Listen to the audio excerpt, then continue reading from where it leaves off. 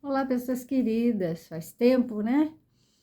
Então, estamos aqui aproveitando o dia, uma pausa que eu dei para a gente retomar a leitura, a reflexão do livro Chamamentos, de Roberto Tranjan. Nós estamos na 20ª fagulha e eu me chamo Márcia Amêndola, você está aqui no canal de reflexão, canal de autoconhecimento, um canal que é para proporcionar as nossas melhores escolhas, proporcionar uma jornada mais consciente na nossa vida. Que tal? Vamos para essa fagulha que nos traz a seguinte reflexão. Imaginem sem fantasiar. Eu gosto muito dessa ideia, porque já traz uma diferenciação entre imaginação e fantasia. A gente tende a misturar tudo, achar que é tudo igual, mas não é. Então vamos lá.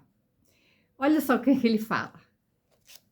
Estou no 8º casamento e não sei o que acontece. Todas elas têm os mesmos defeitos.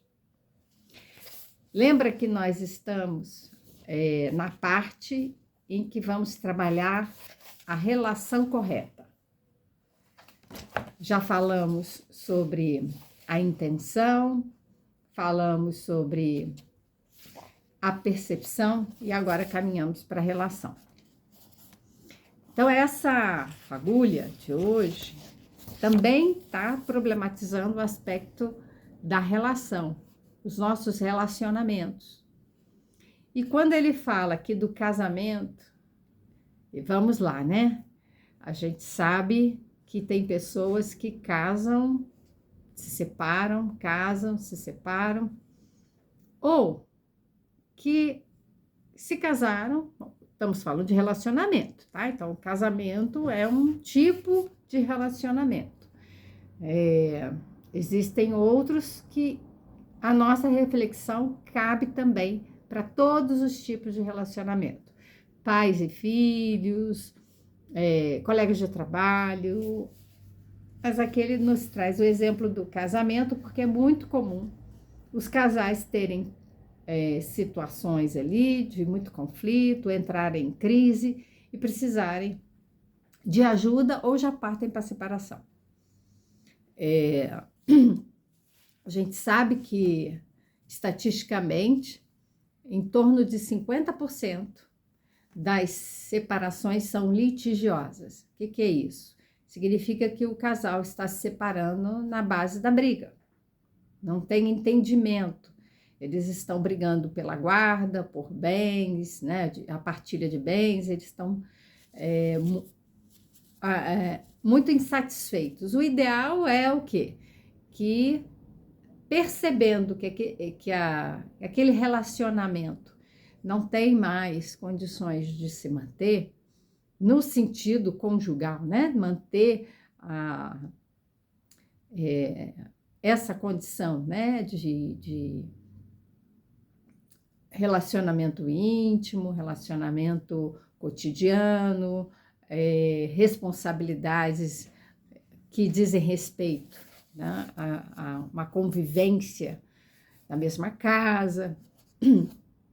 Então, essas pessoas começam a perceber, podem pedir orientação, né? Uma terapia de casal, mas não indo por esse caminho, mas que eles possam tentar uma conversa muito honesta, de poder colocar ali aquilo que está afligindo, aquilo que está incomodando, e se aquilo que incomoda, né, está num ponto de ser algo que não tem volta, algo que não tem reparação, algo que não dá mais para recuperar o que se tinha antes. Aí se decide, ok, vamos então separar, mas vamos no sentido de buscar respeitar um ao outro. Então, esse é o mundo do ideal. A gente vai olhar assim, mas você está fantasiando. Isso, a gente está indo para uma ilusão. Fantasia está aqui no mundo das ideias, no mundo das ilusões. A imaginação também, mas ela tem um aspecto diferente. Então, vamos lá, aprofundar. Nessa conversa sobre o casamento, o que ele fala? Que esse amigo dele, que casava e descasava com muita facilidade, então veja que ele se separava, mas encontrava outra pessoa e já queria se casar. Você vê que a pessoa, para fazer esse movimento de casar e separar, de casar e separar, ela está em busca de um relacionamento que foi idealizado. Ela criou muitas expectativas com relação ao relacionamento e à pessoa. E aí, nesse caso, é quando a gente ouve falas do tipo: não deu certo porque eu imaginei que ela, não, eu pensava que ela fosse de determinado jeito, mas ela não é, né? Eu namorei uma pessoa e me casei com outra. A gente vai percebendo que na convivência nós vamos começar a lidar com aquela pessoa mais, assim, mais no campo do real. As idealizações que a gente colocou, aquela paixão na época do namoro, ela cega de fato, ela nos deixa tão envolvidos no encantamento, sabe aquela coisa dos contos de fada, que coloca ali o encanto transforma. Então, qual é o encanto de uma fada? Vamos lá para Cinderela. Ela transformou a abóbora numa carruagem, né? Pegou o vestido, né? Transformou a roupa dela no vestido de baile. Os ratinhos viraram lá os condutores, né, da carruagem. Enfim, a gente vê uma transformação que tudo é muito belo, tudo é muito perfeito, tudo muito espetacular. É da ordem do extraordinário, né? Fora do comum. E a gente se encanta, a gente fica ali apaixonado. Patos, paixão, patos dá origem à palavra patologia. Patologia é doença. Então, quem está apaixonado, né, está aí no patos, é uma pessoa que está louca, enlouquecida, né? A paixão nos deixa enlouquecidos, nos deixa cegos. A gente não está em contato com a realidade, porque o outro com o qual a gente se relaciona é um outro idealizado, é o outro que nós fantasiamos, é um outro que a gente enxerga ali um príncipe encantado, uma pessoa extraordinária, uma pessoa que, olha só, que atende aos nossos sonhos. Sempre sonhei com uma pessoa dessa, né? Aí vem... Então, essa fase, né? A gente passa por isso, é uma fase de enamoramento, ela é importante, sim. Não é descartar isso, não. É muito gostoso sentir isso. Libera na gente uma série de hormônios que a gente chama de hormônios da felicidade. A gente se sente bem, a gente se sente energizado. Então, quem é que, quando está apaixonado, não acorda cedo para viajar até encontrar a pessoa que né? A gente diz que ama, não? Mas é a pessoa que a gente está apaixonado. Então, a gente faz as loucuras pela paixão, a gente faz um monte de coisa, que depois, quando a gente põe o que é a mão na consciência, a gente vai parar para pensar, olha o que foi que eu fiz. A gente agiu por impulso muitas vezes. Então, ai meu Deus, o que foi que eu fiz? Às vezes gasto dinheiro que para comprar presente, para fazer viagens e pagar, não, uma refeição cara num restaurante chique, e não tinha condições para isso. Mas é o quê? Quer oferecer tudo de bom, tudo de gostoso, de belo para aquela pessoa que a gente está ali encantado. Para quê?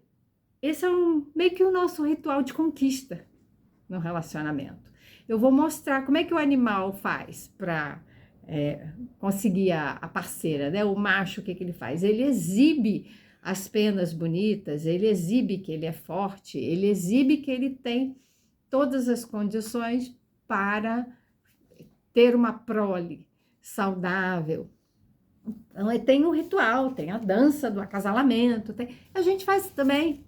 A gente se mostra bonito, sedutor, forte, potente.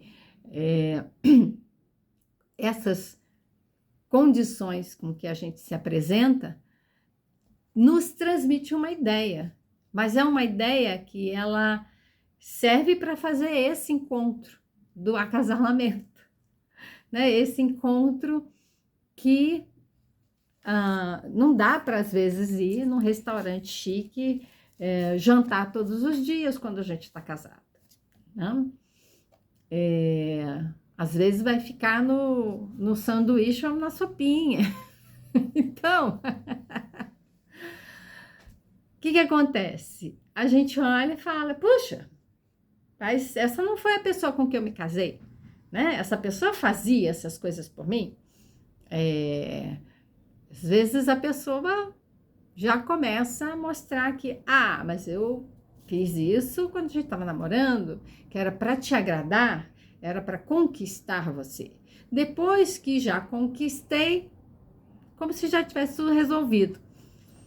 E a gente vai precisar o quê? A gente vai precisar, a partir do momento em que se estabeleceu ali uma conexão, um relacionamento,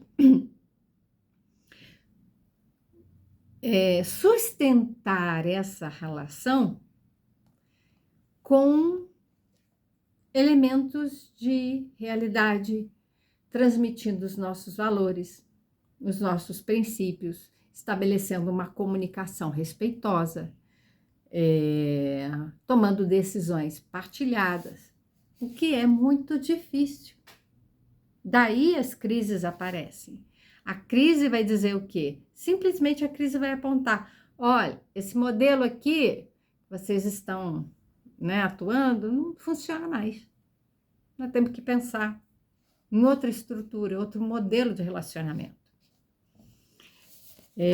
Então ele faz essa problemática e principalmente quando no relacionamento a gente fica com a parte boa e acha que o outro que está com a parte ruim. A gente faz essa divisão, né? É um olhar dual, binário, bom e mal, certo e errado. Eu sou o certinho da relação, eu sou o bonitinho da relação e o outro que não é. Então, o outro que fez errado, o outro que não pensa direito, o outro não toma as decisões, o outro não ajuda, o outro... Começamos uma série de reclamações que na época do enamoramento não tinha. Ou até podia ter, a gente estava lá vendo, mas ele é tão bonitinho, mas ele é tão engraçadinho, mas ele faz isso, faz isso, faz isso, faz isso. Você está vendo que aquela pessoa tem determinados valores que são incompatíveis com os nossos. Então, peraí, o meu valor é esse, o seu valor é aquele. Como que isso vai se acertar? Depois dá-se um jeito, né? Como se a gente pudesse consertar a pessoa. Então, existe uma fantasia de que o problema está no outro e não em mim, e uma fantasia atrelada a essa de que eu vou poder consertar o outro. daí não vai dar certo. Primeiro que a gente não cura, não conserta ninguém. A gente não consegue modificar o outro, nem o terapeuta. Não é função do terapeuta curar, nem o médico curar, né? O médico ele pode passar, fazer o diagnóstico, passar o tratamento, mas quem tem que fazer o tratamento é a pessoa que está doente. Então, vai na terapia, por mais que o terapeuta aqui esteja fazendo reflexões, trazendo outras perspectivas, levando essa pessoa a uma tomada de consciência, eu já falei aqui, não adianta fazer uma série aqui de reflexões se ela não for também feita por vocês que estão assistindo. Então, esse tempo todo que eu fiquei afastada, deu tempo para fazer um monte de coisa. Deu tempo para pegar o caderninho e ir fazendo as reflexões. Reserva uma parte do dia, não precisa muita coisa, 15 minutos para uma meditação, uma reflexão. Isso faz bem. Isso para a nossa transformação, para que nós possamos viver uma vida com mais alegria. A gente, abrindo um parênteses aqui, tem que começar a entender que nós somos seres de desejo e fazemos escolhas. Se estamos em sofrimento, é porque escolhemos um caminho que gerou sofrimento. Ou seja, nós escolhemos sofrer. E isso pode parecer um absurdo, mas se a gente for olhar bem, quando a gente não tem consciência do que está fazendo, muito provavelmente vamos fazer escolhas equivocadas que vão nos levar a algum tipo de frustração. E a fantasia, ela gera a frustração. As expectativas geram frustração quando não correspondidas. Então, esse é o ponto que nós vamos ter que olhar. Fantasiar é gerar uma ilusão de que aquilo que eu estou olhando, percebendo, já está distorcido ao ponto de eu ver do jeito que eu quero. Eu quero que seja desse jeito. E aí eu começo a criar uma situação que não é real. Então, eu acho que aquela pessoa, ela pode ter falado alguma coisa muito agressiva comigo e eu distorço aquilo e digo, não, ela é assim mesmo, ela faz essas coisas porque ela quer me proteger. Só que ela estava me agredindo. Então, ou então, vem assim, você não pode sair de casa, né? Você vai ficar dentro de casa, direitinho, você cuida da casa, cuida dos nossos filhos, que eu saio para trabalhar. Pode ter um sentido legítimo da pessoa combinar, né, com a companheira, de que há uma divisão de tarefas e ela concorda com isso, mas existe também outra perspectiva, que é o homem não desejar que a sua esposa trabalhe e ganhe dinheiro porque se sente desmoralizado, né? Então, o que está ali por trás? Né? Eu estou colocando situações assim que ocorrem, mas cada caso é um caso, tá? Não vamos generalizar. Mas a ideia de que a forma como a gente percebe, você veja que a gente está falando falamos da percepção, por que é importante a gente entender como a gente percebe o mundo e as pessoas? Porque exatamente isso interfere nos relacionamentos, como eu percebo aquela pessoa que está convivendo comigo.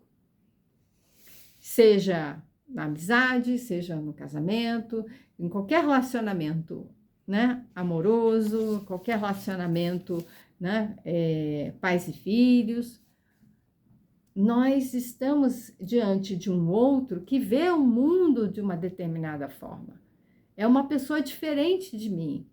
E a ideia que eu crio, né, eu fantasio, de que essa pessoa, ela é daquele jeito, e é de um jeito que eu quero, porque esse jeito que eu quero me agrada, então é a tal do príncipe encantado, né? Tá encantado, ele não é real, ele é um encanto, é um feitiço, né?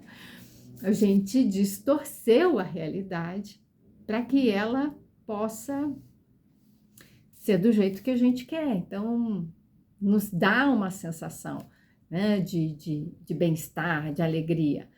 Por outro lado, quando a gente se depara com os dados de realidade,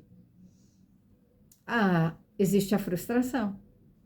Essa pessoa não é do jeito que eu pensei que fosse. O que a gente pode fazer? E aí ele traz a ideia da imaginação como uma possível abertura para o entendimento desse casal, né, das pessoas que estão em relacionamento. Então, Montessori, ela fala da diferença entre imaginação e fantasia.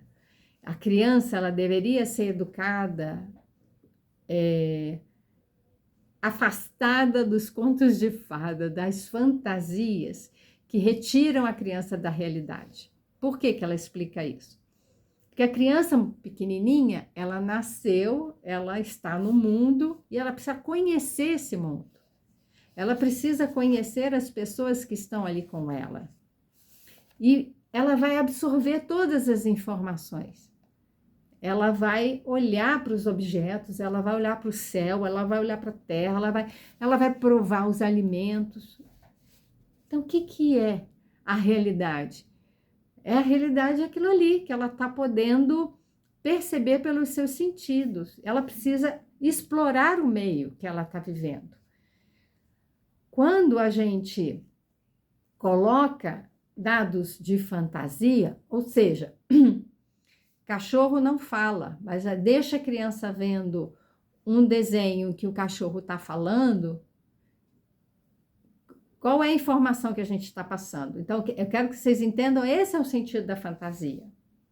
A fantasia, ela não tem compromisso com a realidade. As pessoas podem voar, os animais podem falar, e ocorre muitas vezes de crianças vestirem fantasias, aquelas roupas de fantasia de super-herói, e acharem que podem voar com a capa. É a capa voadora, alguma coisa assim. E aí se jogam. Tem criança que se joga da janela para voar. Ela acha que com aquela roupa de super-herói ela se torna o super-herói. Ela se torna o Superman. Ela se torna, né, o personagem que voa, que tem força, que pode dar soco. Então, crianças também que partem para uma brincadeira de luta, porque tá vendo os desenhinhos que lutam. Mais grave que isso é achar que, na minha época, tinha o coiote. O coiote caía, pá! Não morria. Nos desenhos animados, existem algumas lutas, existem explosões, existem acidentes, em que aquele personagem, ele fica às vezes todo quebradinho, né, achatado, mas depois ele volta. Ele não morre. Nós vamos encontrar outros filmes, outros desenhos, que aí sim, nós vamos ter o elemento, né, a aparição ali da morte, da perda. Tudo bem, já é um dado de realidade, mas a gente vai precisar ter muita atenção e ir filtrando essas informações, tá? Então, a imaginação é a gente criar algo que é possível, no âmbito da realidade.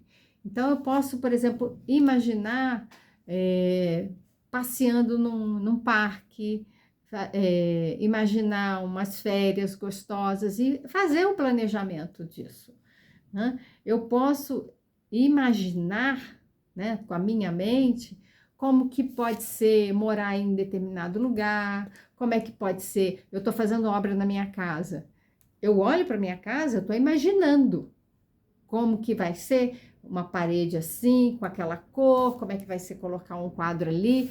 E aí eu posso, junto com a pessoa que eu moro, com a minha família, bolar isso tudo. Olha, a gente vai fazer um negócio aqui, a gente vai colocar um jardim lá, a gente vai... Estamos imaginando e criando com dados de realidade. Então, existe essa diferença e os relacionamentos estão muito atravessados por isso. Por expectativas. Nós tendemos a criar problemas nos nossos relacionamentos por conta das expectativas. Então, você pega o caderninho e faz uma lista de uma série de expectativas que você teve em relação a si próprio e ao outro que foram frustradas. E perceba se aquilo ali estava muito agregado de fantasias que não são compatíveis com a realidade que você está vivendo. O que você acha disso? Vamos fazer? Vamos começar a perceber se é fantasia, imaginação, realidade, e como é que eu ajo com isso tudo, com essas informações? Então tá ótimo. Forte abraço e a gente se vê na próxima fagulha.